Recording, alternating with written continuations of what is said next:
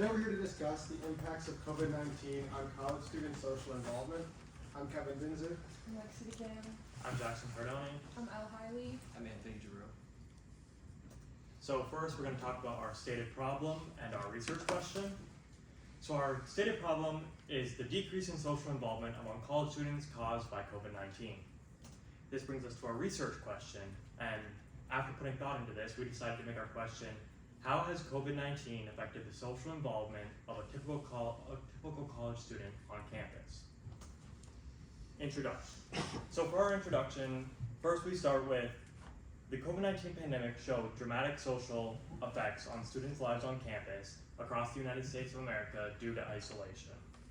Being social and connecting with others is a crucial part of what we found to be typical college experience, which students were deprived of because of the pandemic.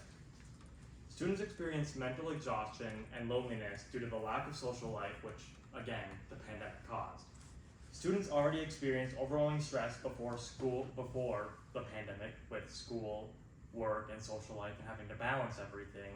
And then the pandemic just added on to everything with having to be indoors and losing their friends and their social involvement.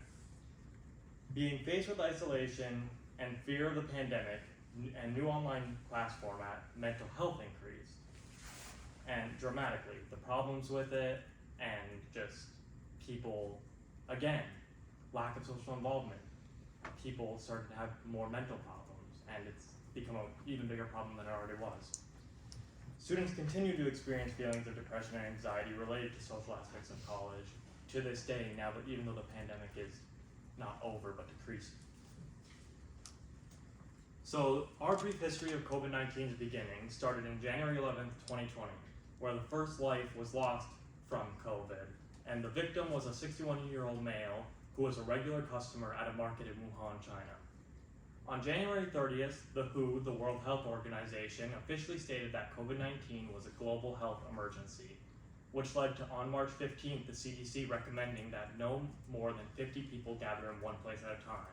This caused the New York public school system with over 1.1 million students to close its doors. Also, a little fun fact too, it's 3 years to the day today that President Trump declared it like a national health emergency. Just thought that was kind of something interesting to mention too. And as of spring 2020, 1,300 universities canceled in-person classes, some going online, and this obviously highly disrupted the schedule of colleges. In fall 2020, universities begun to develop plans that would merge in-person classes with social distancing and online classes. According to statistics from the College Crisis Initiative, 44% of colleges went fully or primarily online, 21% went to use the hybrid model, and 27% were fully or primarily in person. From spring of 2021, many institutions expanded in-person instruction using contact tracing and COVID testing to attempt to reduce the spread of COVID. Many schools planned to cancel their spring break. This led to concerns about increased mental health problems and decreased academic success. Since the pandemic, there has been concerns over college enrollment due to restrictions on campus visits and admissions testing being disrupted in the spring of 2020. During this time, over 300 schools extended their admissions deadlines in hopes of giving students more time to decide what they wanted to do, and many schools, including Northern, actually waived their ACT and SAT requirements. Still, freshman enrollment for fall 2020 declined by an unprecedented amount. And that leads us to a question that I have for everybody. So we just stated that freshman enrollment in 2020 decreased a lot. So how much do you guys think freshman enrollment declined in the fall of 2020? 25.2%? 37.4, 13.1, or 18.1, 8.1%. I'm gonna go with B. B. Okay, anyone else? I was gonna say B too. B. A. Okay. So it was actually 13.1%, which doesn't seem like a lot, but if you factor in millions of people going into college, that's thousands and thousands of people deciding whether through COVID or other reasons to not attend the university. So colleges have actually suggested many ways to combat these issues, many failing, some succeeding. a university that we focused on was Boston University, and they've used multiple ways to combat these issues. They attempted to host wellness fairs and game nights for their students. They also hosted smaller events to try to draw in the more socially inept students who don't like big crowds, so they could still have the college social experience. They also created an FY 101 course for first years, and this was used to assist students in making friends. Also, resident assistants for dorms had been encouraged to try to build communities within their dorms and get residents to talk to each other and have a social life with each other. These solutions only worked if the students have the motivation and desire to create relationships and socialize. And as it's been shown, it's more and more difficult after COVID and during COVID. With the information stated previous, with kids not being able, or college students not being able to see each other or attend classes with each other, we determined that if college students increase their social interaction, they'll feel less lonely. The University of Boston stated a lot of information about what they had going on during COVID. One thing that was stated by the Director of Students Health Services Behavioral Medicine stated that an increased visit to her office was due to loneliness and isolation, or led to loneliness and isolation, loneliness and depression, due to isolation and lack of in-person classes. Some of the main issues that we found were a decrease in club activity. One particular club was down 56%. While this was one particular club, the information was a great trend along all of the clubs and overall student interaction between athletics and other student interactions. For mental health, many students ask for more counselors. Like the lady previously said, many students came to her explaining that they had loneliness and depression, and the increase of counselors was hopefully put into thought that they'd be able to counsel kids through the difficulties that they were having as a college student in the isolation of COVID-19. And then a lot of the information that we were trying to find was pre and post COVID, kind of finding information and ways to quantify the information we found prior to COVID and then the information during and after COVID. And one of the large things that we found was that 59% of students said that they never fully returned to the state that they were in prior to the pandemic, saying that due to them being alone, they were not able to return to the amount of interaction that they had previously, resulting in club decrease and interaction overall. Next is our second hypothesis. If students have decreased their social interaction, then their brains will reap the effects. So socializing is good for our mind and body. The brain controls nearly every aspect of the body, from sociological functions to cognitive abilities, and functions by sending and receiving signals via neurons to different parts of the body. A Harvard Health article stated that social motivation and social contact can help improve memory, information, and recall, and protect the brain from neurodegenerative diseases. As we can see here, and as we've all experienced, COVID-19 does affect all. I'm sure that we've all experienced some anxiety after being isolated and being in quarantine, and experienced loneliness from social distancing. After experiencing all these things, with the lockdown, social distancing, quarantines, a worldwide effect of mental health issues has surfaced.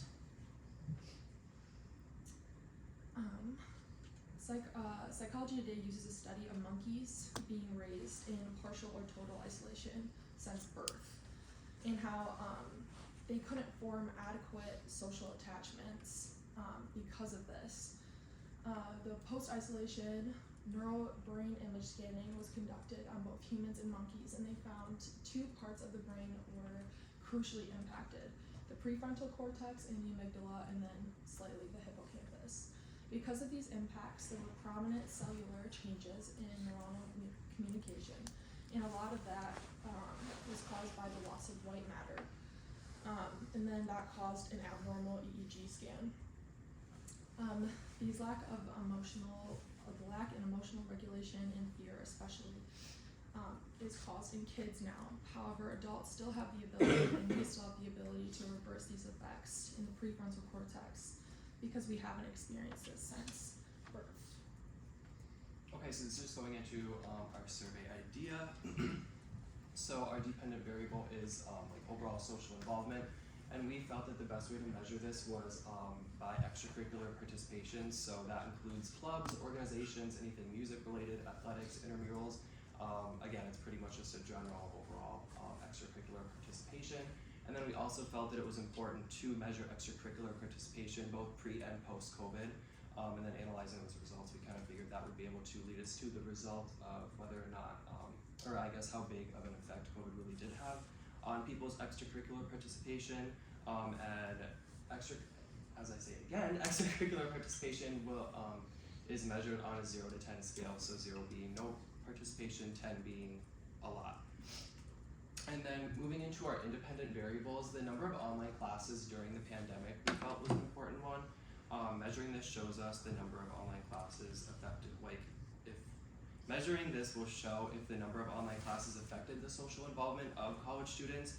And then again, response options are on a 0 to 10 scale, so 0 being no online classes, 10 being fully pretty much online.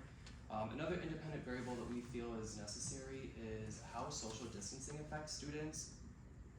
Social distancing, obviously, if you're not close, you're not able to be within proximity, you're not around as many people, that does kind of lead to overall participation.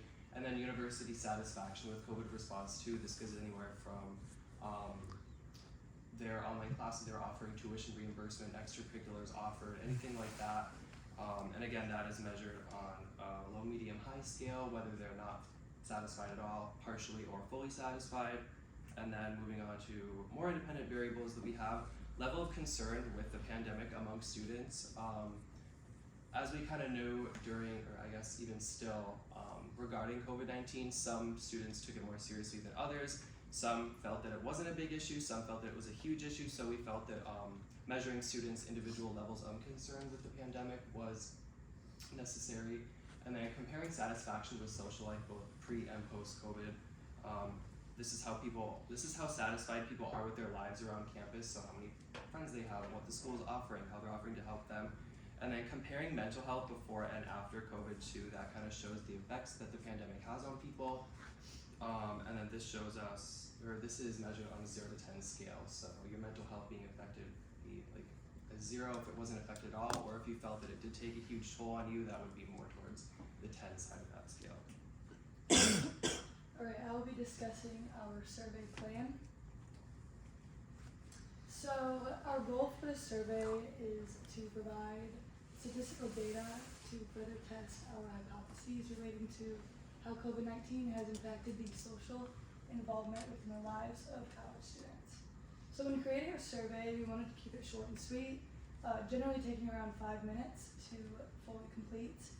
We asked 14 questions relating to mental health, satisfaction, and social involvement, pre versus post-COVID, on a scale from 0 to 10, as well as 5 demographic questions, including gender, race, living situation, location, and education. Our questions are fairly easy, creating students to feel less discouraged, reducing the dropout rate, so participants are able to fully finish the survey.